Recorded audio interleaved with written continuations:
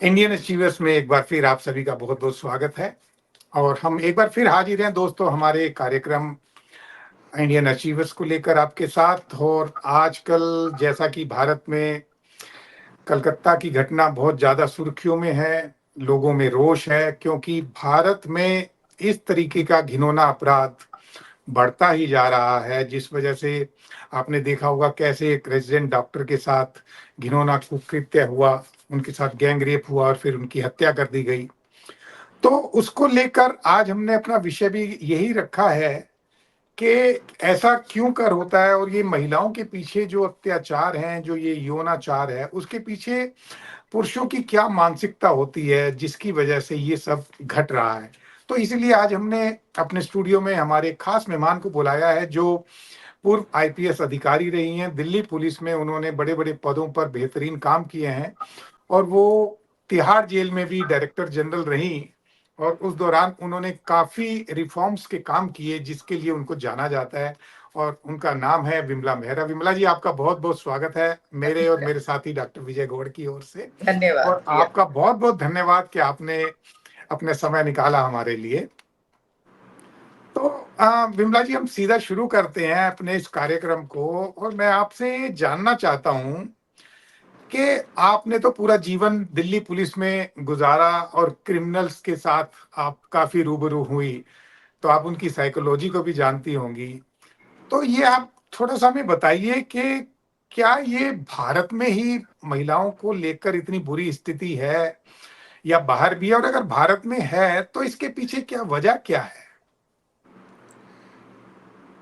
सबसे सबसे पहले तो मैं आपको थैंक यू करना चाहती हूँ कि आपने मुझे इस विषय पर बोलने का मौका दिया है। जी जी। और ये महिलाओं की समस्याओं को लेकर मैंने हमेशा से ही कुछ ना कुछ काम करने का कोशिश की है ज़िंदगी भर, करियर में भी और वैसे भी।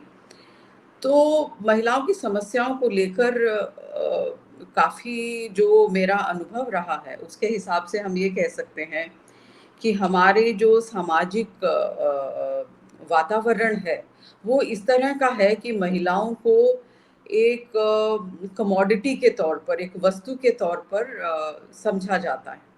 उनको एक जैसे हमारी संस्कृति में कहा गया है कि यत्र देवे देव, जहाँ स्त्रियों की पूजा होती है, वहाँ पर देवी देवता का भी निवास होता है। तो वो जो पुरानी संस्कृति है, वो हम शायद भारतीय समाज में जो हमारे लोग हैं वो भूल चुके हैं। और महिलाओं को एक सिर्फ उपभोग की वस्तु के तौर पर जब उपयोग किया जाता है उन, तो फिर उसकी जो जान है, उसका जो शरीर है, उसके प्रति जो हमारी भावुकता या हमारी सहनशीलता या हमारी एक फीलिंग होनी चाहिए कि हाँ, दूसरे को भी कष्ट हो सकता है, वो शायद भूल जाते हैं। और दूसरा ये है कि जहाँ आप महिला को नीचा समझते हैं या कम समझते हैं, उपभोग की वस्तु समझते हैं, तो फिर उसका एक्सप्लॉयटेशन भी उसी हिसाब से होने लगता है। तो जी ये मुझे लगता है मानसिकता जो है वो अभी है। और काफ़ी जो ये अत्याचार हुए हैं, यौन यौन शोषण होता है महिलाओं का या लड़कियों का, तो इसके पीछे एक बहुत बड़ा ये कारण है। दूसरा ये है कि जब आदमी कुछ नशे में होता है या उसके ऊपर कुछ ऐसा अहंकार है या कुछ ऐसा उसके दिमाग पर फितूर सवार हो गया है कि वो बहुत पावरफुल है और वो किसी को भी कंट्रोल कर सकता है, अपने होश में नहीं रहता है, तो उस समय में भी ये कृत्य जो है वो आदमी कर लेता है। और महिलाएं जो हैं वो यौन शोषण का और क्राइम का, उसका ये विक्टिम बन जाती हैं और कई बार अपनी जान भी से भी उनको हाथ धोना पड़ता है। जी। तो ये जी बहुत बुरी चीज़ है, लेकिन है हमारे समाज में। और इसको हमें जल्दी ही रोकना पड़ेगा और उसके लिए हमें कुछ सख्त कदम भी उठाने पड़ेंगे। जी। विमला जी, मैं अभी थोड़ा देख रहा था इस बारे में, तो दुनिया भर जी। में जो स्थिति है, सिर्फ भारत में ही नहीं, सारी दुनिया में ही ये भयावह है स्थिति। कोई यहाँ में है, यहाँ तो बहुत ज़्यादा है मतलब। जी। तो आप ये बताइए, हमने तो अपनी जेलों का नाम सुधार गृह रख दिया था उस समय में, आपको याद हो। जी, जी, जी। तो सुधार गृह में आप तो वहाँ थे उस समय में जब वो निर्भया कांड हुआ और वो जो 4 दरिंदे थे वो वहाँ थे। उनमें जी। से एक तो शायद फांसी भी लगा ली थी। तो सुधार होता है क्या इन लोगों का? क्या आपको लगता है कि जिस मानसिकता में पुरुष विकास के क्रम में आज भी जहाँ है, वहाँ कोई सुधार संभव है क्या? देखिए, इंसान अगर दिमाग है उसमें थोड़ा बहुत, तो सुधार के चांसेस तो पूरे हैं। और दूसरी चीज़ ये है कि अगर कोई अपनी गलती मान ले तो सुधारेगा।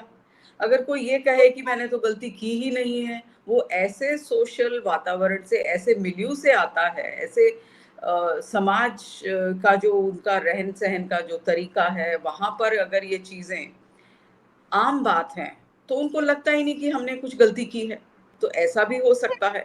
लेकिन जहाँ इंसान में थोड़ी-सी इंसानियत होगी, जहाँ पर थोड़ी समझ होगी, जहाँ समाज जागरूक होगा, वहाँ पर बदलाव आना लाज़मी है और ज़रूर आएगा वैसा बदलाव।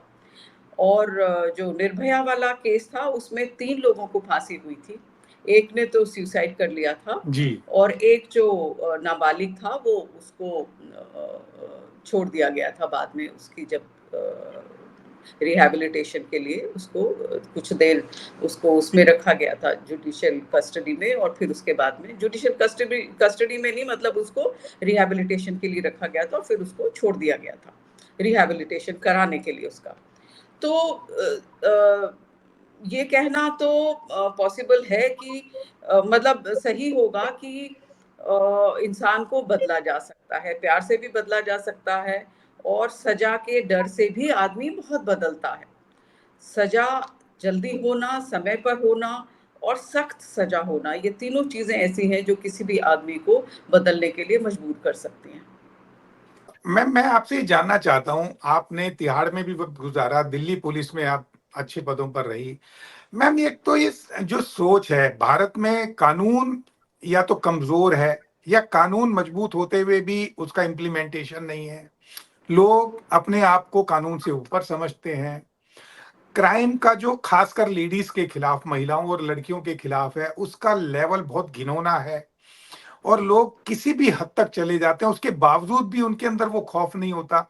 कुछ एडमिनिस्ट्रेशन भी उनको बचाने के लिए कई बार गलत काम करता है कि जैसे ये कलकत्ता केस में देखा जा रहा है। और सुधार को लेकर जहाँ तक बात है, शायद लोग सुनने को तैयार नहीं, क्योंकि सोशल मीडिया ने आदमी के सोच को, व्यवहार को और समझने की शक्ति को एकदम बदल दिया है। एक शर्म खत्म हो गई है लोगों के बीच में, जो पहले बड़े और छोटे की शर्म होती थी, वो भी खत्म हो गई है। और जो मानसिकता की बात है या उनको सुधार करने की बात है, जैसे आपने कहा, क्या आपको लगता है कि सुधार हो रहा है या ये कानून एक नए सिरे से अपनाने पड़ेंगे या हमें अरेबिक मॉडल अपनाना पड़ेगा जहाँ पर फांसी की सज़ा से नीचे कुछ है ही नहीं, खासकर महिलाओं के क्राइम के खिलाफ? आप पूरा ज़िंदगी लगाई है, थोड़ा-सा आप अपनी एनालिसिस बताइए कि आपको क्या लगता है, क्या होना चाहिए और क्या हो रहा है? देखिए अगर निर्भया कांड के अनुभव को अगर हम सामने रखकर उससे कुछ सीखना चाहें, तो उस केस को देखकर हमें ये समझ में आता है कि इतना समय अगर लगेगा, तो और लोगों को इतना परेशान होना पड़ेगा न्याय लेने के लिए, क्योंकि निर्भया की जो परिवार के लोग थे, उन्होंने बहुत मेहनत की। दिल्ली में और पूरे देश में जो एनजीओ से उन्होंने बहुत सपोर्ट किया, गवर्नमेंट ने भी सपोर्ट किया। लेकिन हमारा न्यायिक जो तौर तरीका है वो इस तरह का है कि उसमें 10 साल लग गए फैसला आने में और सजा उनको अल्टीमेटली उनको सजा देने में। तो ये तो 10 साल तो बहुत लंबा समय होता है और तब तक लोग काफ़ी भूल भी जाते हैं, अपनी और चीज़ों में भी बिज़ी हो जाते हैं। तो ये तो बहुत ज़रूरी है कि हम समय पर सज़ा दें, सख्त सज़ा दें और लोगों को कानून पर विश्वास हो। अब लोगों को विश्वास तो है कानून पर, लेकिन उस विश्वास के ऊपर इंतजार करते करते करते करते इतना समय हो जाता है, इतनी एनर्जी और इतना समय जो लगता है, फ्रस्ट्रेशन बहुत ज्यादा आ जाती है। तो और उसका असर भी कम होता है। अगर हमने लोगों को फांसी दी और उसके बारे में लोगों को बताया बताया जाता और लोगों को ये खबर रहती कि हाँ, अगर हमने किसी के साथ ऐसा दुर्व्यवहार किया, किसी के साथ ऐसा कुकृत्य किया, तो उसमें हम लोगों को मौत की सजा होनी ही है। तो हो सकता है लोगों के मन में कुछ डर पैदा हो, लेकिन वो डर क्यों हम पैदा नहीं कर पाते, उसके लिए हमको अपनी न्यायिक प्रक्रिया जो है उसकी तरफ खास तौर से नजर डालनी पड़ेगी, उसके ऊपर रिव्यू करना पड़ेगा, उसको समझना पड़ेगा कि हम क्यों समय पर और सख्ती से सजा क्यों नहीं दे नहीं नहीं पाते और मैम, उसका असर क्यों नहीं पाते। एक बात है जी मैम, कि जी हमारे भारत में तो लोग कैंडल्स लेके निकल पड़ते हैं, वो इतने सहनशील हैं कि वो मोमबत्तियां लेकर जंतर मंतर पर या कहीं पर भी पहुंच जाते हैं, जबकि विदेश में कैंडल का कोई कल्चर नहीं, कैंडल बर्थडे पे ही जलाई जाएगी। यहाँ तो सीधा गले पे फांसी लगा दी जाती है। तो तो मतलब वहाँ खौफ ऐसा है कि वहां पर ये क्राइम होते नहीं है। यहाँ पर मैं आपसे ये जानना चाहता हूँ कि ये ऐसा क्यों है, भारत में ऐसा क्यों है? इसी से डर नहीं। विद्या जी, इसी से रिलेटेड एक बात और है। जी देखिए, 31 से 32 हजार के करीब रेप केसेस पिछले साल में दर्ज हुए भारत में, जो डाटा जी हमें बता रहा है 2022 में। सजा भी बढ़ा दी गई थी निर्भया कांड के बाद, 10 साल या मिनिमम करती थी शायद, और फांसी तो है ही। 1992 में एक अजमेर में केस हुआ था, सेक्स स्कैंडल, जिसमें कॉलेज जाने वाली बच्चियों के साथ जो था। 32 साल बाद पिछले सप्ताह उसका निर्णय आया है कोर्ट से। उस 32 साल में उन लड़कियों का क्या हुआ होगा, ये क्या भारतीय समाज सोच पाता है कभी? आप पुलिस में रही हैं, निर्भया कांड के मुजरिमों को तो आपने देखा, क्या कभी ऐसा भी मौका मिला कि आपको उन लड़कियों से बातचीत करने का मौका मिला हो जिनके ऊपर ये सब गुजरता है? और फिर 32 साल, जो लड़की उस समय 20 साल की होगी वो अब 52 साल की हो चुकी है, उसका पूरा लाइफ तो हमने खत्म कर दिया समाज ने, भारत के ने। तो फिर उस न्याय का फायदा भी क्या है? वही वही बात मैं इंसिस्ट कर रही थी कि समय बहुत लगता है जी और सजा का फिर असर भी कम हो जाता है और लोग लड़ते लड़ते थक जाते हैं। जी वकील जिस तरह से न्यायिक प्रक्रिया का, कानून का फायदा उठाते हैं और केस को डिले डिले डिले करते करते अपने जो उनके क्लाइंट्स होते हैं, जो अक्यूज्ड होते हैं, जो क्रिमिनल होते हैं, उनको बचाने की कोशिश में लगे रहते हैं और न्यायिक प्रक्रिया सख्ती से उन चीजों को डील नहीं कर पाती है, या तो कमजोरी है हमारे सिस्टम की, इतना समय लग रहा है। और सजा अगर आप सख्त नहीं देंगे तो फिर तो लोगों को पता है कि हम इतने साल प्रक्रिया चलती रहेगी कानून की, हम डिले होता रहेगा और हम तो बाद में बच भी सकते हैं और कई केसेस में उलट भी हो जाती है जजमेंट। तो ये तो बहुत ही, हमें वही मैं कह रही थी कि बार बार हम लोगों को ये न्यायिक प्रक्रिया को देखने की जरूरत है, वकील उसका फायदा ना उठाकर केस को डिले ना करते रहें, उसके ऊपर भी हम लोगों को रोक लगाने की जरूरत है और सजा ठीक समय पर जल्दी से फास्ट ट्रैक कोर्ट्स हो। और फास्ट, ये तो निर्भया का केस तो फास्ट ट्रैक होने के बाद, जबकि पूरे देश की नजरें उस केस पे लगी थी, तब जाकर 10 साल में इस केस का फैसला हुआ है। और ये जो अजमेर केस की बात कर रहे हैं उसमें 32 साल लग गए। तो ऐसे अगर लोगों को पता होगा कि सजा होगी नहीं तो हम तो बच निकलेंगे। लोग कैंडल लाइट लेके करें या एक कुछ भी, किसी भी फॉर्म में एजिटेशन करें, चाहे वो लॉ एंड ऑर्डर को ब्रेक करे, किसी भी तरह से करे, लेकिन अगर उसका असर इतना ही होना है कि न्यायिक प्रक्रिया अपने हिसाब से धीरे धीरे शनै शनै तरीके से चलेगी, तो फिर तो असर उसका हुआ ही नहीं।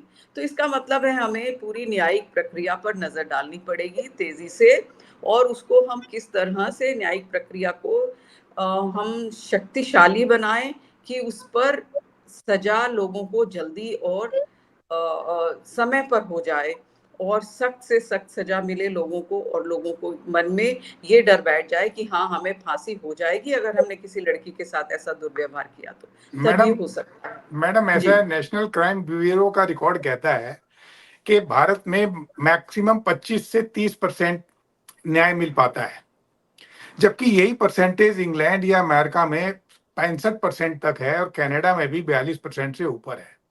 और आपने एक बात करी वकीलों की, कि वकील ऐसे ऐसे खेल खेलते हैं कि वो इस प्रक्रिया को लंबा कर देते हैं। जी जी तो आप में हाँ, आपकी बातों से मुझे ये लगा कि भाई इसमें जो वकील का लेवल है, उसमें भी क्या कुछ ऐसे कानून आने चाहिए कि उनको एक ऐसे केसेस में एक लेवल सेट कर देना चाहिए गवर्नमेंट को या कानूनी प्रक्रिया बनाने वालों के, कि उसमें एक टाइम फ्रेम एक तो तय हो जाए कि हाँ भाई मैक्सिमम 6 से 12 महीने, नॉट मोर देन दैट, कुछ भी हो जाए। या एक डेडिकेटेड कोर्ट बनाई जाए महिलाओं को लेकर, क्योंकि आधी आबादी महिलाओं की है। ठीक है, उसमें अगर 32 साल लगेंगे तो फिर तो रवि राखा है इस देश का। तो अगर वकीलों को लेकर भी एक मोरल, वो एक लेवल बनाया जाए, नॉट ओनली मोरल है, कानूनी तौर पर भी ऐसा किया जाए, कि आपको लगता है ऐसा संभव है डेमोक्रेसी में हमारे देश में? पूरा रिव्यू तो होना चाहिए, बिल्कुल संभव हो सकता है, क्यों नहीं। अगर हम ये कह सकते हैं कि 6 महीने में केस पूरा होना चाहिए, तो हम ये भी कह सकते हैं कि 6 महीने में अगर जज के ऊपर प्रेशर रहेगा तो वो करेगा, चाहे डे टू डे प्रोसीडिंग्स करे, चाहे कुछ करे। और वकीलों के ऊपर भी ये रहेगा कि अगर कोई एक डेट चेंज करना चाहता है या डिले करना चाहता है, तो जज क्यों उसको अलाउ करे। उसके उसके ऊपर अगर प्रेशर रहेगा तो वो शायद इस तरह से वकीलों को डेट पे डेट नहीं मिलने की, मतलब वो उसको डेट नहीं मिलेंगी। तो इस तरह से हम पूरी प्रक्रिया को हम तेज कर सकते हैं, और सजा जब तक समय पर नहीं मिलेगी और अच्छी सजा नहीं मिलेगी कि फांसी तो पक्का है, तभी जाकर ऐसे लोगों का इलाज हो सकता है, लोगों के मन में भय बिठाया जा सकता है। और ये तो बात सच है कि हमारे केसेस इतने ज्यादा हैं संख्या में, और जब तक स्पेशल कोर्ट्स नहीं बनेंगे और जब तक एक स्पेशल अटेंशन इन केसेस को नहीं मिलेगा, तब तक शायद इन चीज़ों पर रोक लगाना बहुत ही मुश्किल है। और हो तो सकता है ये हम शायद बहुत जल्दी विमला जी, ये मतलब करना। मैंने इस जी पिछले सप्ताह में मैं बताया राजीव जी ने आपको कि मैं कॉलेज में पढ़ाता रहा भारत में। तो कुछ मेरे स्टूडेंट्स पुलिस में हैं, पर्टिकुलरली दिल्ली पुलिस में भी हैं। जी तो जी सिपाही से लेके आप शायद अब सबसे बड़े ओहदे पे हैं, जो डायरेक्टर जनरल लेवल पे पुलिस के सिस्टम में। जिस आदमी से भी मैंने बात की, इंस्पेक्टर से की, एक एसीपी से की, आज आपसे कर रहा हूं, एक जी बेबसी की स्थिति है। आप तो वो लोग हैं जो जस्टिस सिस्टम का मेरुदंड हैं, उससे मजबूत कोई हो नहीं सकता, पुलिस डिपार्टमेंट से मजबूत। उनके अंदर एक यही जवाब है जो आपने अभी दिया कि भाई ये बेबसी है, न्याय प्रक्रिया ऐसी है।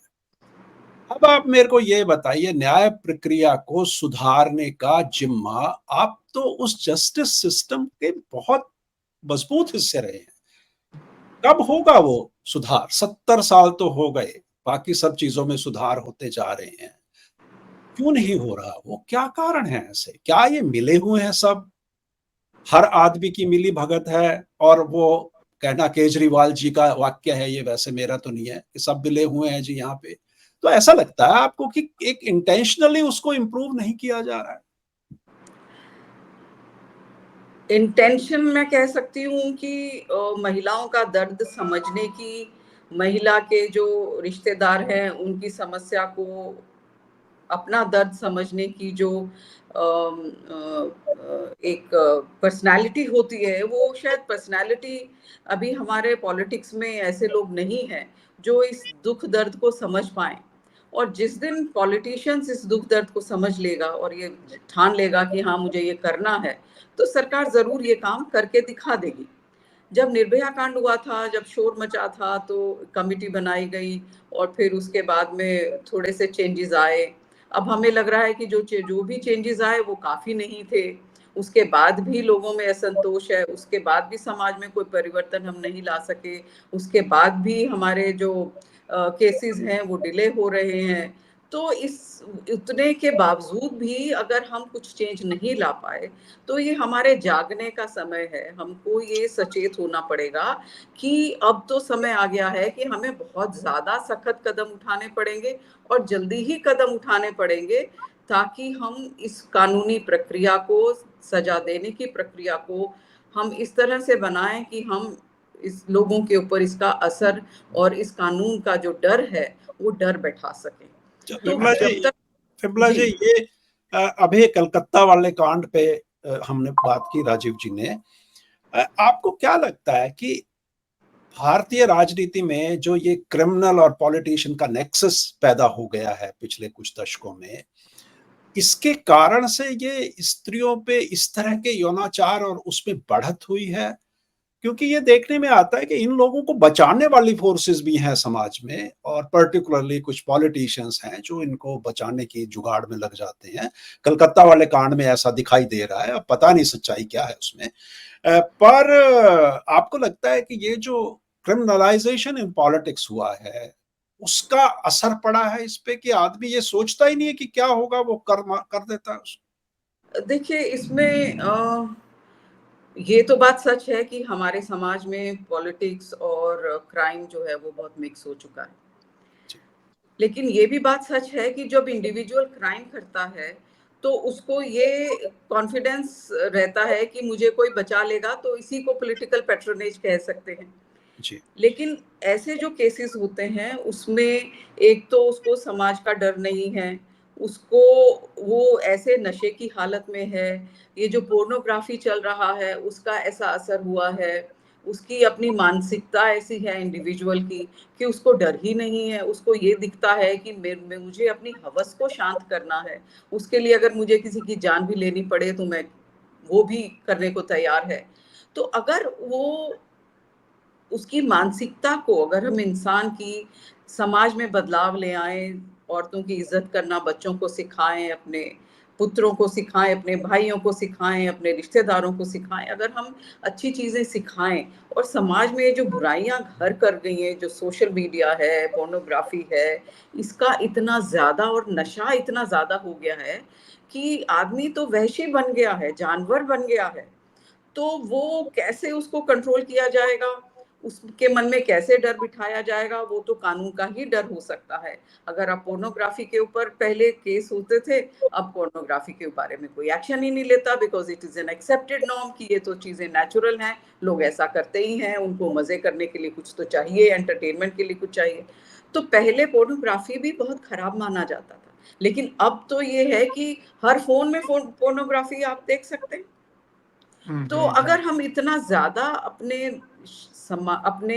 अपनी दिनचर्या में अगर हम इन चीजों को, नशे को और ये जो शारीरिक एक्सप्लॉयटेशन की, दूसरों के साथ दुर्व्यवहार की चीजों को जब तक हम पूरे अच्छे तरीके से डील नहीं करेंगे, जब तक हम इसको अच्छे से कंडेम नहीं करेंगे, जब तक ऐसे लोगों को सजा नहीं मिलेगी, तब तक ये चीजें मुझे नहीं लगता हम कंट्रोल कर पाएंगे। ये तो चलिए बढ़ता ही जा रहा है। जी। बिमला जी, आखिर में मेरा एक सवाल है। डॉक्टर साहब ने जैसे बताया कि क्रिमिनल और पॉलिटिकल नेक्सस दिखाई दे रहा है कलकत्ता मामले में।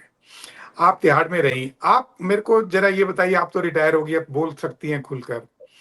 आपके ऊपर या जो हेड करता है जेल को, उसके ऊपर किस किस तरह के प्रेशर आते हैं, ज्यादा ब्यूरोक्रेसी के या पॉलिटिकल या पैसे के? और आपके टेन्योर के दौरान ऐसे कुछ केसेस आए जो आप यहाँ कोड कर सकती हो, बता सकती हो हमारे दर्शकों को कि किस तरह के ये बचाने के या फंसाने के मामले होते हैं? जी, मैं भी एक सिस्टम में काम कर रही थी और वो जी। जेल जो है वो समाज का रिफ्लेक्शन है। जी। जो समाज में होता है वही जेल में आप देख सकते हैं, सब कुछ दिखाई देता है। तो ज़रूर ये जो समाज का और हमारे जो डे टू डे व्यवहार में या हमारे डे टू डे के जीवन में पॉलिटिक्स से दूर रहना मुश्किल है। और वो हमारे गवर्नमेंट सिस्टम्स में पूरी तरह कह सकते हैं, पहले तो इन्वॉल्व होते थे, अभी तो पॉलिटिक्स बहुत ज़्यादा हावी हो गया है सिस्टम के ऊपर। तो अब तो पहले से, अब मुझे रिटायर होके भी 8 साल हो गए हैं, तो पहले इतना ज़्यादा नहीं था। हम लोगों ने उससे डील करना सीख लिया था, और अपनी-अपनी एक पर्सनैलिटी होती है कि आप उसको कितना विथस्टैंड कर पाते हो और कितना आप उसमें प्रेशर में झुक जाते हो। तो मेरा तो अपना ये था कि मैं खुद सख्ती से डील करती थी, और मैं कभी प्रेशर में, पॉलिटिकल प्रेशर में बिल्कुल नहीं आई, और झुकने का तो मतलब ही नहीं था। तो ये अपना-अपना वो हो जाता है, लेकिन अभी आजकल सिस्टम ऐसा हो गया है कि उससे दूर रहना बहुत मुश्किल है। हम तो फिर भी अच्छे से अपना समय निकाल कर और सही तरीके से सिस्टम से इज़्ज़त से रिटायर हो गए। लेकिन आजकल के जो ऑफ़िसर्स हैं उनके लिए बहुत मुश्किल है, और मैं समझती हूँ कि एक बहुत ही स्पेशल करेज और पावर होनी चाहिए हर एक ऑफ़िसर में, जो इन प्रेशर्स को डील कर सके और अपना कानून के हिसाब से काम कर सके। तो बहुत मुश्किल है आजकल के ज़माने में ये सब सही तरीके से काम करना, और कानून का पालन करते हुए, सबको बराबर की नज़र से देखते हुए आप अपना काम सही तरीके से कर पाएँ। आजकल के ऑफ़िसर्स को बहुत मुश्किल होती है, ये मैं समझ सकती हूँ। तो दर्शकों, हमारे साथियों, मैं आपसे भी जानना चाहता हूँ, विमला जी ने एक बहुत बड़ी बात कही कि आज के माहौल में आज के ऑफिसर्स को काम करना बहुत मुश्किल हो गया है, नेक्सस ऐसा बन गया है। क्या आप भी ऐसा सोचते हैं, या आपके मन में भी कोई ऐसा सवाल है जो आप हमारे ज़रिए लोगों तक पहुँचाना चाहते हैं? तो कृपया आप ज़रूर इस कार्यक्रम को देखकर हमें बताएँ कि हमसे क्या-क्या सवाल पूछने रह गए, या कि और कौन से रेलेवेंट चीज़ें थी जो हमें पूछनी चाहिए थी, जिसको हम आगे भी ला सकते हैं, क्योंकि ये विषय ऐसा नहीं है कि एक बार कर दिया तो खत्म हो गया। इसमें हम चाहेंगे कि आप अपनी भागीदारी निभाएं, और समाज को हर रूप से इंडिविजुअली भी और कलेक्टिवली भी जागना पड़ेगा। उसके लिए कहीं ना कहीं से शुरुआत करनी पड़ेगी। हो सकता है, हमें ये लगता है कि हमने एक ये शुरुआत करी है, इसको हम और अच्छे लेवल पर और आगे लेके जाएंगे, और गंभीर इसको चिंतन को हम करेंगे। तो आपसे मेरी यही गुजारिश है कि आप इसमें अपनी इन्वॉल्वमेंट दिखाकर हमें ज़रूर अपने विचार दें, अपने क्वेश्चंस दें, अपने सजेशंस दें। इसके साथ ही हम इस कार्यक्रम को धन्यवाद करते हैं कि आप हमारे कार्यक्रम में आए। नमस्कार। धन्यवाद। नमस्कार।